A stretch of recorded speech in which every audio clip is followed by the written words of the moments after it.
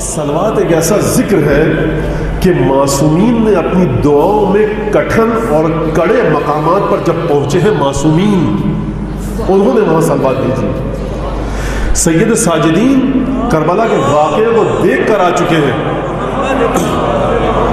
امیر المومنین نفس پیغمبر ہیں، ائمہ معصومین وارث علم الہی اور علم نبوت ہیں، لیکن جب دعاؤں میں صحیفہ سجاریہ میں دعا یا من تحل بہ عقد المکارہ میں اور مختلف دوسری دعاؤں میں دعائے کمیل آپ کے سامنے ہے، دعائے افتتاح آپ کے سامنے ہے، دعائے ابو حمزہ سمالی آپ کے سامنے ہے، ان دعاؤں میں ائمہ جب کٹھن مقامات پر پہنچتے ہیں پروردگار سے گفتگو کے ساتھ، تو ایک دفعہ جب اپنے کلام کو ختم کرتے ہیں تو انسان کہے گا کہ اب معصوم یہ فرمائیں گے کہ پروردگار میری مشکلات کو حل کر، لیکن معصوم روح سخن کو موڑ دیتے ہیں اور اپنی مشکلات کا ذکر کرتے کرتے یہ نہیں کہتے کہ پروردگار میری مشکلات کو حل فرما، بلکہ کہتے ہیں پروردگار مشکلات یہ ہے فصل علی محمد وآلہ۔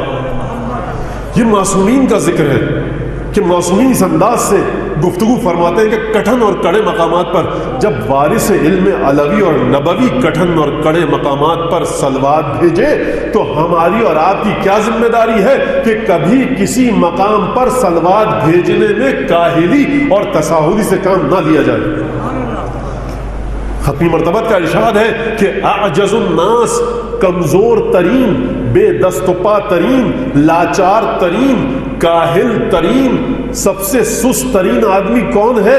کوئی کام نہیں کر رہا، بیٹھا ہوا ہے، لیکن اس کی زبان ذکر خدا کے ذریعے چل نہیں رہی۔ اور صلوات ایسا ذکر ہے کہ جب پچھلے سال بھی عرض کیا میں نے کہ صلوات وہ ذکر ہے کہ جب آپ کی زبان صلوات میں مصروف اور مشغول ہوتی ہے تو دونوں فرشتے حرکت میں آ جاتے ہیں۔ برائیاں لکھنے والا فرشتہ برائیوں کو مٹاتا ہے، گناہوں کو محو کرتا ہے، ثواب لکھنے والا فرشتہ ثواب کو لکھنے لگتا ہے۔ اور یہ محمد و آل محمد سے قربت کا نتیجہ ہے۔ اسی لیے ختمی مرتبت نے ارشاد فرمایا، دیکھو اقربکم الی منکم یوم القیامہ احسنکم اخلاقا، قیامت میں تم میں سب سے زیادہ میرے نزدیک وہ ہوگا کہ جس کا اخلاق سب سے اچھا ہو۔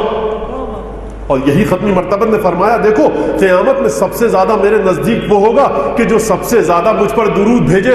تو ختمی مرتبت وہ معیار ہے یا یہ معیار؟ ختمی مرتبت بتلانا چاہتے ہیں کہ اگر اپنی شخصیت کی گتھیوں کو سلجھانا چاہتے ہو تو صلوات بھیجو، جتنی کثرت سے صلوات بھیجو گے تمہارا واعظ نفسانی اور اندرونی واعظ نفس لوامہ مستحکم اور قوی ہوگا، ملامت کرے گا تمہیں تمہارے برے کاموں پر۔ جب صلوات کے صدقے میں تمہیں تمہارے برے کاموں پر تمہارا نفس لوامہ ملامت کرے گا، پھٹکار بھیجے گا، طعن و تشنیع کرے گا، تو اب تمہیں کسی واعظ کی ضرورت نہیں۔ صلوات کے صدقے میں خدا نے تمہارے نفس میں ایک واعظ کو بھیج دیا۔ جس کو یقین نہیں، ہو سکتا ہے کہ مولانا کہاں کی ہانک رہے تھے، ہم نے تو آج تک نہیں پڑھا۔ حضور اب آپ نے نہیں پڑھا تو میری ذمہ داری آپ کا جہل اور علم نہیں ہے، میری ذمہ داری قرآن اور حدیث ہے، یہ میری ذمہ داری ہے۔ جو چیزیں آپ کو نہیں پتا وہ آپ کی ذمہ داری ہے، لیکن یہ صلوات کی برکت ہے کیونکہ متصل کرتی ہے، پنجتن سے متصل کرتی ہے معصومین سے، اور جب معصومین سے آپ متصل ہو گئے تو آپ خدا سے متصل ہو گئے۔ اب کسی کو یقین اگر نہ آئے تو کیا کیا جائے؟ اگر اس گفتگو کے بعد بھی کوئی بے یقینی کے عالم میں صلوات کی فضیلت کو سن کر اٹھے تو اس کے لیے مجھے کوئی ایسی بات تو کہنی چاہیے کہ اس کے یقین کو، اس کے شک کو یقین میں بدل دیا جائے۔ تو صاحب اب وہ بڑا ایک زنانہ سا محاورہ ہے، لیکن بولا جاتا ہے بر صغیر میں ہاتھ کنگن کو آرسی کیا۔ آج اٹھے نا جب آپ مجلس سے تو یہ تہیہ کر کے اٹھیے کہ کثرت سے روزانہ 1000 صلواتیں بھیجیں گے، اور اپنی نفسانی کیفیت ذرا نوٹ کیجئے اور پھر دیکھیے کہ 10-15 دن بعد آپ کی روح میں کیا تبدیلیاں آئیں۔ اب یہ وہ چیز نہیں کہ جس کے ذریعے کسی لیبارٹری کی ضرورت ہو، کسی آزمائش گاہ کی ضرورت ہو، کسی تجربہ گاہ کی ضرورت ہو۔ خود انسان ہے اور ذکر صلوات ہے، خود انسان ہے اور ذکر درود ہے، خود انسان ہے اور محمد آل محمد پر